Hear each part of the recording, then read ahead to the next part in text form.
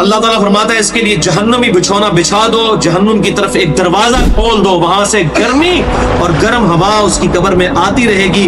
اس کی قبر کو اس قدر تنگ کر دیا جائے گا کہ اس کی پسلیاں ایک دوسرے کے اندر داخل ہو جائیں گی، اور ایک قبیح چہرے والا شخص قبیح لباس میں انتہائی بدبودار حالت میں اس کے پاس آئے گا اور اسے کہے گا تمہیں ایسی چیزوں کی بشارت ہو جو تمہیں غمزدہ کر دے، یہ تیرا وہ دن ہے جس کا تجھ سے وعدہ تھا۔ وہ پوچھے گا تو کون ہے؟ تیرے چہرے سے تو خیر کی توقع نظر نہیں آتی۔ وہ جواب دے گا میں تیرا خبیث عمل ہوں جو تو دنیا میں کیا کرتا۔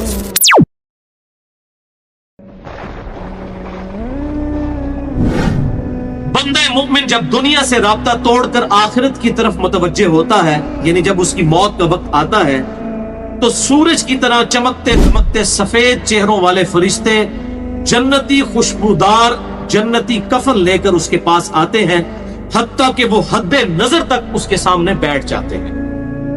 پھر ملک الموت تشریف لاتے ہیں، حتیٰ کہ وہ اس کے سر کے پاس بیٹھ جاتے ہیں۔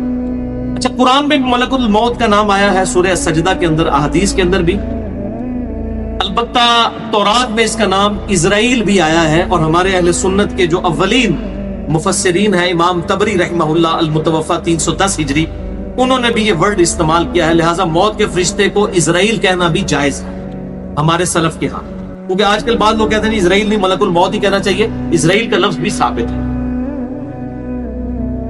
پھر ملک الموت تشریف لاتے ہیں، حتیٰ کہ وہ اس کے سر کے پاس بیٹھ کر کہتے ہیں پاکیزہ روح، اللہ کی مغفرت اور اس کی رضامندی کی طرف چل۔ وہ روح ایسے نکلتی ہے جیسے مشکیزے سے پانی کا قطرہ، بالکل غیر محسوس طریقے سے اس کی روح نکال لی جاتی ہے۔ اور جب ملک الموت اس کی روح نکالتے ہیں تو باقی فرشتے اسے آنکھ جھپکنے کے برابر بھی ملک الموت کے پاس نہیں رہنے دیتے، بلکہ اسے فوراً اس کے کفن اور اس خوشبو میں لپیٹ دیتے ہیں جو جنت سے لائی ہوتی ہے۔ پھر اس کی روح کو لے کر بلند ہوتے ہیں، اور فرشتوں کی جس جماعت کے پاس سے وہ گزرتے ہیں تو فرشتے پوچھتے ہیں کہ یہ کیسی خوشبو ہے، تو وہ اس کے دنیا کے ناموں میں سے بہترین نام لے کر بتاتے ہیں کہ یہ فلاں بن فلاں کی روح ہے، حتیٰ کہ وہ اسے آسمان دنیا تک لے پہنچتے ہیں اور اس کے لیے دروازے کھولنے کی اجازت طلب کرتے ہیں، تو جنت کے جو آسمانوں کے دروازے ہیں اس کے لیے کھول دیے جاتے ہیں۔ پھر ہر آسمان کے مقرب فرشتے اگلے آسمان تک اسے پروٹوکول دیتے ہوئے اس روح کے ساتھ جاتے ہیں، حتیٰ کہ اسے 7ویں آسمان تک پہنچا دیا جاتا ہے۔ تو اللہ تعالیٰ فرماتا ہے میرے بندے کا نامہ اعمال علیین میں لکھ دو، جو سورۃ المطففین میں آیا ہے۔ علیین اور سجین یہ دو مقامات ہیں۔ ایمان والوں کی روحیں جو ہے علیین میں ان کا نامہ اعمال لکھا جاتا ہے، اور جو منافقین ہیں مجرم ہیں سجین میں لکھا جاتا ہے۔ سورۃ المطففین سورت نمبر 83 ہے، پارہ نمبر 30 کے اندر۔ اور اسے واپس دنیا کی طرف لے جاؤ، کیونکہ میں نے انہیں اسی دنیا سے پیدا کیا اور اسی میں انہیں لوٹاؤں گا، اور پھر دوبارہ اسی سے نکالوں گا۔ پھر اس کی روح اس کے جسم کی طرف لوٹا دی جاتی ہے، لیکن یہ لوٹنا دنیا کا سا لوٹنا نہیں ہوگا، یعنی وہ لوٹنے کے بعد یہ نہیں ہے کہ مردہ قبر میں کوئی بیٹھ جائے گا ہمیں نظر آئے گا۔ یہ سب کچھ برزخی معاملات ہوں گے جو میں نے پچھلی دفعہ ڈسکس کیے تھے سورہ فاطر کی آیت نمبر 42 کے تحت، کہ نیند کی حالت میں بھی انسان کی روح قبض ہوتی ہے، لیکن اس کو چٹکی کاٹے تو وہ جاگ اٹھتا ہے، روح کا تعلق بھی رہتا ہے اس حالت میں بالکل اس طریقے سے۔ یہ ایک ڈیفرنٹ لائف ہے، برزخی لائف۔ پھر دو فرشتے اس کے پاس آتے ہیں، یعنی اس کی قبر میں، اسے بٹھا کر پوچھتے ہیں، اب یہ وہ 4 سوال یہاں پر آ رہے ہیں اس ڈیٹیل حدیث میں۔ پہلا سوال کرتے ہیں تیرا رب کون ہے؟ من ربک؟ وہ کہتا ہے ربی اللہ، میرا رب اللہ ہے۔ دوسرا سوال پوچھتے ہیں تیرا دین کیا ہے؟ ما دینوں کا، تیرا دین کیا؟ تو وہ کہتا ہے میرا دین اسلام ہے۔ پھر پوچھتے ہیں کہ وہ آدمی جو تم میں مبعوث کیے گئے وہ کون ہے؟ یہاں پر وہ ڈیٹیل آئی، الذی بعث فیکم، وہ شخص جو تم میں مبعوث کیا گیا تھا وہ کون تھا؟ تو یہ جو کہتے ہیں نا قبر میں آپ صلی اللہ علیہ وسلم آ جاتے ہیں، تو یہ کسی حدیث میں بھی نہیں ہے، اس میں ڈیٹیل آ گئی کہ اس سے پوچھا جاتا ہے جو شخص تم میں پیغمبر بنا کر بھیجا گیا وہ کون تھا؟ تو وہ کہتا ہے ہوا محمد رسول اللہ، وہ اللہ کے رسول محمد صلی اللہ علیہ وسلم۔ مسئلہ حاضر و ناظر میرا ریکارڈ ہے، مسئلہ نمبر 7، جس میں میں نے یہ تمام شبہات کلیئر کی۔ یہ 3 سوالوں کے بعد اچھا، جامعہ ترمذی میں ایک حدیث ہے 3120، اس میں الفاظ ہیں کہ وہ پوچھتے ہیں من نبیو کا، تیرا نبی کون ہے؟ اس میں تو ہے نا کہ اس شخص کے بارے میں تیرا کیا عقیدہ ہے، اس میں من نبیو کا الفاظ ہے، جامعہ ترمذی 3120۔ اچھا، اللہ کا شکر ہے کہ یہ نہیں پوچھتے تیرا فرقہ کون سا ہے، تو کس امام کی تقلید کرتا تھا، کیڑی مسیدی تو نماز پڑھتا سا ہے، دیکھ لو کوئی چیز، تیرا رب کون ہے، تیرا دین اور نبی صلی اللہ علیہ وسلم۔ تو دنیا میں بھی ہم یہی کہتے ہیں اللہ، رسول، قرآن، یہی بات ہے۔ تو قبر کے اندر جا کر بھی یہی سوال ہے۔ اب وہ جب 3 سوالوں کے جواب دیتا ہے تو فرشتے چوتھا سوال اس سے پوچھتے ہیں، جو میں نے قبر کا چوتھا سوال، مسئلہ نمبر 78، تمہیں کیسے پتا چلا، ان 3 سوالوں کے جواب تمہیں کیسے آئے؟ وہ کہتا ہے میں نے اللہ کی کتاب پڑھی تھی، میں اس کتاب پر ایمان لایا اور میں نے اس کے حق ہونے کی تصدیق۔ اللہ کی کتاب پڑھی ہوگی تو تصدیق کرے گا نا، اگر سنا کے سنی ہوگا تو کیا تصدیق کرے گا؟ ہاں، پڑھا کے سنی ہوگا تو تصدیق کر دے۔ پھر آسمان سے آواز آتی ہے میرے بندے نے سچ کہا، اس کے لیے جنتی بچھونا بچھا دو، اسے جنتی لباس پہنا دو اور اس کے لیے جنت کی طرف دروازہ کھول دو۔ قبر کے اندر ہی جنت کی طرف دروازہ کھول دو۔ یعنی آپ سمجھ لیں جس طرح یہ اب ٹچ سکرین موبائل رکھ کے اور جناب لیپ ٹاپ رکھ کے سامنے لوگ بیٹھے ہوتے ہیں نا، تو ایک دوسری دنیا میں چلے جاتے ہیں، تو جنت کا فزیکلی دروازہ کھول دیا جائے گا، اس کو جنت کی ہوائیں بھی، خوشبو بھی آئے گی اور انتظار وہ کرے گا۔ وہاں اسے ہوا کے جھونکے اور خوشبو بھی آتی ہوگی اور حد نظر تک اس کی قبر کو کشادہ کر دیا جائے گا۔ خوبصورت چہرے، خوبصورت لباس اور بہترین خوشبو والا ایک شخص اس کے پاس قبر میں آئے گا اور کہے گا اس چیز سے خوش ہو جا جو چیز تجھے خوش کر دے، یہ وہ دن ہے جس کا تجھ سے وعدہ کیا جاتا تھا۔ وہ شخص پوچھے گا کہ اے شخص تو کون ہے؟ تیرا چہرہ بھلائی لانے والا چہرہ ہے۔ وہ جواب دے گا میں تیرا عمل صالح ہوں، یعنی نیک عمال ایک خوبصورت انسان کی شکل میں اس کی قبر میں آ جائے گا۔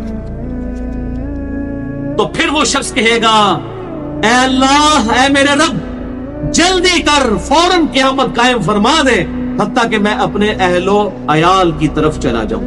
یعنی مومن کہے گا اللہ جلدی جلدی قیامت آئے، مجھے تو اینڈ رزلٹ نظر آ رہا ہے، مجھ سے انتظار نہیں ہوتا، فوراً قیامت آ جائے۔ ابھی سائملٹینیس کنٹراسٹ آنے والا ہے اس کا۔ جب کافر اور مجرم شخص دنیا سے جاتا ہے تو آپ صلی اللہ علیہ وسلم نے فرمایا سیاہ چہروں والے فرشتے بالوں سے بنا ہوا ایک کمبل لے کر آسمان سے نازل ہوتے ہیں اور حد نظر فاصلے تک اس کے سامنے بیٹھ جاتے ہیں۔ پھر ملک الموت، موت کا فرشتہ آتا ہے حتیٰ کہ اس کے سر کے پاس بیٹھ جاتا ہے اور کہتا ہے خبیث روح، اللہ کی ناراضگی کی طرف چل۔ وہ روح اس کے جسم میں پھیل جاتی ہے تو وہ ملک الموت اس طرح اسے کھینچتا ہے جیسے لوہے کی سلاخ کو گیلے اون میں سے کھینچا جاتا ہے کر کے۔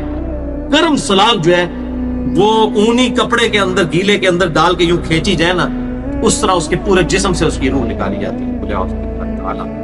پھر ملک الموت سے باقی فرشتے اس کی روح کو لے کر پلک جھپکنے کے برابر بھی وہاں نہیں رہنے دیتے حتیٰ کہ وہ اسے بالوں سے بنے ہوئے کمبل میں لپیٹ لیتے ہیں اور اس سے زمین کے مردار سے نکلنے والی انتہائی بری بدبو نکلتی ہے۔ وہ اسے لے کر اوپر چڑھتے ہیں تو وہ فرشتوں کی جس جماعت کے پاس سے گزرتے ہیں تو فرشتوں کی جماعتیں کہتی ہیں کیسی خبیث روح ہے۔ وہ کہتے ہیں یہ فلاں بن فلاں کی روح ہے اور وہ اس کی دنیا کا انتہائی کبھی نام لے کر بتاتے ہیں حتیٰ کہ اسے آسمانی دنیا تک لے جایا جاتا ہے۔ اس کے لیے دروازے کھولنے کے لیے درخواست کی جاتی ہے تو آسمان کے دروازے اس کے لیے نہیں کھولے جاتے۔ پھر رسول اللہ صلی اللہ علیہ وسلم نے سورۃ الاعراف کی آیت پڑھی کہ ان کے لیے آسمانوں کے دروازے نہیں کھولے جائیں گے، وہ جنت میں داخل بھی نہیں ہوں گے حتیٰ کہ اونٹ سوئی کے سوراخ سے گزر جائیں۔ یہ سورۃ الاعراف کی آیت آپ صلی اللہ علیہ وسلم نے پڑھی۔ پھر آپ صلی اللہ علیہ وسلم نے فرمایا کہ اللہ تعالیٰ فرماتا ہے اس کی کتاب کو سب سے نچلی زمین میں سجین میں لکھ دو، پھر اس کی روح کو شدت کے ساتھ پٹ کھا جاتا ہے۔ پھر آپ صلی اللہ علیہ وسلم نے یہ آیت تلاوت فرمائی سورہ الحج کی، جو شخص اللہ کے ساتھ شرک کرتا ہے گویا وہ آسمان سے گر پڑا تو آپ پرندے اسے اچک کر لے جائیں یا کسی دور جگہ پر پھینک دیں۔ پھر اس کی روح اس کے جسم میں لوٹا دی جاتی ہے اور 2 فرشتے اس کے پاس آ کر اس سے پوچھتے ہیں تیرا رب کون؟ اب اس سے بھی سوال ہوتا ہے۔ وہ حیرت زدہ ہو کر کہتا ہے ہائے افسوس، ہائے افسوس، میں نہیں جانتا، میں نہیں جانتا۔ پھر پوچھتے ہیں تیرا دین کیا ہے؟ وہ پھر حیرت زدہ ہو کر کہتا ہے ہائے افسوس، ہائے افسوس، میں نہیں جانتا، میں نہیں جانتا۔ پھر اس سے پوچھتے ہیں کہ جو شخص تم میں مبعوث کیے گئے وہ کون تھے؟ تو وہ کہتا ہے ہائے افسوس، میں نہیں جانتا، میں نہیں جانتا۔ پھر آسمان سے آواز آتی ہے اس نے جھوٹ بولا، اس کے لیے جہنم کا بچھونا بچھا دو۔ اور بخاری میں الفاظ ہیں 1374۔ اس کے جواب میں فرشتے پھر اس سے چوتھا سوال کیا کرتے ہیں؟ لا دریتا ولا تلیتا، اور تو نے خود پڑھ کر سمجھنے کی کوشش کیوں نہیں کی؟ یا جو لوگ سمجھے ہوئے لوگ تھے، کتاب و سنت کے منہج پر چلنے والے لوگ تھے، ان کے ساتھ تو کیوں نہیں چلا؟ اللہ تعالیٰ فرماتا ہے اس کے لیے جہنمی بچھونا بچھا دو، جہنم کی طرف ایک دروازہ کھول دو، وہاں سے گرمی اور گرم ہوا اس کی قبر میں آتی رہے گی۔ اس کی قبر کو اس قدر تنگ کر دیا جائے گا کہ اس کی پسلیاں ایک دوسرے کے اندر داخل ہو جائیں گی، اور ایک قبیح چہرے والا شخص قبیح لباس میں انتہائی بدبودار حالت میں اس کے پاس آئے گا اور اسے کہے گا تمہیں ایسی چیزوں کی بشارت ہو جو تمہیں غمزدہ کر دیں، یہ تیرا وہ دن ہے جس کا تجھ سے وعدہ تھا۔ وہ پوچھے گا تو کون ہے؟ تیرے چہرے سے تو خیر کی توقع نظر نہیں آتی۔ وہ جواب دے گا میں تیرا خبیث عمل ہوں جو تو دنیا میں کیا کرتا تھا۔ بات عمل کے ساتھ ہی ہے، صرف کلمہ پڑھنا کافی نہیں ہے، عمل۔ پھر وہ کہتا ہے میرے رب قیامت قائم نہ کرنا، اے میرے رب قیامت قائم نہ کرنا۔ مومن کیا کہتا ہے؟ قیامت قائم کر رہا ہے اللہ۔ اب یہ وہ حدیث ہے وہ جس اس آیت کو حل کرتی ہے جو پچھلی دفعہ ایک بھائی نے سوال بھی کیا تھا۔ سورہ یاسین کی آیت نمبر ہے 52۔ قالوا یا ویلنا من بعثنا من مرقدنا، یعنی جب قبروں سے نکالا جائے گا مجرموں کو، وہ کہیں گے ہائے افسوس، ہمیں کس نے ہماری قبروں سے باہر نکالا؟ تو اللہ تعالیٰ کیا فرمائے گا؟ ھذا ما وعد الرحمن وصدق المرسلون، یہی ہے وہ جس کا وعدہ رحمان نے کیا تھا اور رسولوں نے سچا کہا تھا۔ تو کہتے ہیں جی منکرین عذاب قبر کہتے ہیں جی وہ انسان کو کہتے ہیں ہماری قبروں سے کس نے اٹھا لیا، تو اس پہ عذاب تو نہیں ہوتا؟ عذاب تو ہو رہا ہے۔ آپ دیکھیں اس وہ حدیث میں کیا کہہ رہا ہے اللہ، قیامت قائم نہ کرنا، یعنی یہ عذاب تو آیا، قیامت آئی تو پھر بڑا عذاب بھی مجھ پر آئے گا۔ تو اسی لیے وہ حیرت زدہ ہوگا قیامت والے دن، کیا میرے اوپر اگلی مصیبت آ گئی، عذاب کی چوتھی اور فائنل قسط بھی میرے پر آنے والی۔ والعیاذ باللہ تعالی، اللہم اجرنا من النار۔ 11ویں حدیث سنن نسائی میں 1834، مشکات میں 1629۔ ابو ہریرہ رضی اللہ تعالیٰ عنہ کہتے ہیں آپ صلی اللہ علیہ وسلم نے فرمایا جب مؤمن شخص کی موت کا وقت آتا ہے تو رحمت کے فرشتے سفید ریشم لے کر آتے ہیں اور کہتے ہیں راضی ہونے والی پسندیدہ روح نکل، اللہ کی راحت اور رزق کی طرف چل، رب تجھ پر ناراض نہیں۔ تو وہ بہترین کستوری کی خوشبو کی طرح نکلتی ہے، حتیٰ کہ وہ ایک دوسرے سے اسے لے کر اس طرح کرتے کرتے آسمان کے دروازوں تک پہنچ جاتے ہیں۔ تو وہ کہتے ہیں زمین سے یہ کیسی پاکیزہ خوشبو تمہارے پاس آئی ہے، وہ اسے مومنوں کی روح کے پاس لے جاتے ہیں، یعنی نیک آدمی کی روح کو، جو پہلے مومن مر چکے ہیں ان کی روحوں کے پاس، تو انہیں اس کے آنے پر اس سے بھی زیادہ خوشی ہوتی ہے، یعنی مومن انتظار کر رہے ہوتے ہیں اور ویلکم کرتے ہیں۔ جیسا کہ تم میں سے کسی کو اپنے بچھڑے ہوئے شخص کے ملنے پر خوشی ہوتی ہے، تو وہ آلریڈی جو مردہ روحیں وہاں پر پہنچی ہوتی ہیں، جو مر چکے شخص جو ہوتے ہیں ان کی روحیں، وہ نئی آنے والی روح سے پوچھتے ہیں فلاں کا کیا حال ہے، فلاں کا کیا حال ہے۔ پھر وہ کہتے ہیں اسے چھوڑ دو کیونکہ یہ ابھی ابھی دنیا کے غم میں مبتلا ہو کر یہاں پر آیا ہے۔ تو مرنے والا شخص کہتا ہے کہ تم جس شخص کے بارے میں مجھ سے پوچھ رہے ہو وہ تو فوت ہو چکا ہے، کیا تمہارے پاس نہیں آیا؟ وہ کہتے ہیں اسے تو اس کے ٹھکانے ہاویہ یعنی جہنم میں پہنچا دیا گیا ہے۔ اور جب کافر شخص کی موت کا وقت آتا ہے تو عذاب کے فرشتے بالوں کا لباس لے کر اس کے پاس آتے ہیں اور اسے کہتے ہیں ناراض ہونے والی ناپسندیدہ روح نکل، اللہ کے عذاب کی طرف چل۔ وہ مردار کی انتہائی بدبو کی صورت میں نکلتی ہے، حتیٰ کہ وہ اسے زمین کے دروازے کے پاس لے آتے ہیں تو وہ کہتے ہیں یہ کتنی بدبودار ہے، حتیٰ کہ اسے کافروں کی روح کے پاس ملا دیا جاتا ہے۔ اب دیکھیں کہ وہ مومن پوچھ رہے ہوتے ہیں، اب میں اس کو ٹرانسلیٹ کر رہا ہوں، برا نہیں منانا۔ وہ مومن کہتے ہیں کہ فلاں شخص کا کیا حال ہے، فلاں بزرگ، فلاں مولوی صاحب، فلاں حضرت صاحب کدھر ہیں؟ وہ کہتے ہیں وہ تو جناب کدوں نہ مار بیٹھے تو آٹے کول نہیں پہنچے، اور پھر فرشتے ہیں جناب اتنے نہیں آئے جو دوزخ ہی تھے، دیکھ لیں۔ یعنی وہ اسی لیے پوچھ رہے ہوتے ہیں کہ تو چل ہم تک پہنچ گیا، فلاں بھی ایک دنیا میں بڑا کوئی مشہور نیک آدمی تھا، وہ کدھر گیا؟ تبھی تو وہ ایکسپیکٹ کر رہے ہوتے ہیں نا اس کو کہ اس کو بھی یہاں پہ آنا چاہیے۔ تو ان کو بتایا جاتا ہے کہ بھئی وہ یہاں پر نہیں، وہ کہیں اور کرے۔ 12ਵੀं حدیث جامع ترمذی میں 1071 نمبر اور مشکات میں 130 نمبر ہے۔ سیدنا ابو ہریرہ کہتے ہیں نبی صلی اللہ علیہ وسلم نے فرمایا جب میت کو دفن کیا جاتا ہے تو 2 سیاہ فام نیلی آنکھوں والے فرشتے اس کے پاس آتے ہیں، ان میں سے ایک کو منکر اور دوسرے کو نکیر کہا جاتا ہے۔ سیاہ فام نیلی آنکھوں والے خطرناک شکل کے فرشتے منکر اور نکیر۔ پس وہ کہتے ہیں تم اس شخص کے بارے میں کیا کہا کرتے تھے، یعنی نبی صلی اللہ علیہ وسلم کے بارے میں سوال ہوتا ہے تو وہ کہتا ہے وہ اللہ کے بندے اور اس کے رسول ہیں، میں گواہی دیتا ہوں کہ اللہ کے سوا کوئی معبود نہیں اور محمد صلی اللہ علیہ وسلم اس کے بندے اور رسول ہیں۔ وہ دونوں فرشتے کہتے ہیں ہمیں پتا تھا تم یہی جواب دو گے۔ پھر اس کی قبر کو لمبائی اور چوڑائی میں 70 ہاتھ کشادہ کر دیا جاتا ہے۔ یہ 70 کہتے ہیں کثرت، حد نظر تک کشادہ کر دیا جاتا ہے۔ پھر اس کے لیے اس میں روشنی کر دی جاتی ہے، پھر اسے کہا جاتا ہے سو جا۔ وہ کہتا ہے میں اپنے گھر والوں کے پاس واپس جانا چاہتا ہوں تاکہ انہیں بتاؤں کہ میں کامیاب ہو گیا ہوں، لیکن وہ کہتے ہیں کہ تو دلہن کی طرح سو جا، جسے اس کے گھر کا عزیز ترین فرد ہی آ کر بیدار کرتا ہے، حتیٰ کہ اللہ تعالیٰ اسے اس کی خوابگاہ سے قیامت والے دن بیدار کرے گا، یعنی اسے لٹا دیا جائے گا، پھر اس پہ وہ کیفیت وہ جنت والی تاری رہے گی، پھر الٹیمیٹلی اللہ تعالیٰ اسے دوبارہ سے زندہ کرے گا۔ اور اگر وہ منافق ہوا تو وہ کہے گا میں نے لوگوں کو ایک بات کہتے ہوئے سنا تو میں بھی ویسے ہی کہا کرتا تھا، یعنی مجھے نہیں پتا، اللہ کی وہ گواہی نہیں دے سکے گا، رسول اللہ صلی اللہ علیہ وسلم کا اقرار نہیں کر سکے گا، میں کچھ نہیں جانتا۔ وہ فرشتے کہیں گے ہمیں پتا تھا تم یہی کہو گے، پس زمین سے کہا جاتا ہے اس پر تنگ ہو جا، وہ اس پر تنگ ہو جاتی ہے حتیٰ کہ اس کی ہڈیاں اور پسلیاں ایک طرف کی دوسری طرف آ جاتی ہیں، یوں بولے اعوذ باللہ تعالی، اور اسے مسلسل عذاب ہوتا رہے گا حتیٰ کہ اللہ اسے خوابگاہ سے دوبارہ زندہ کرے گا، یعنی قیامت تک اس پر وہ اس حالت میں عذاب رہے گا، ہمیں نظر نہیں آئے گا۔ جیسے سویا ہوا شخص ایک ڈراؤنا خواب دیکھتا ہے وہ تکلیف محسوس کرتا ہے، پاس کھڑا شخص نہیں محسوس کر سکتا۔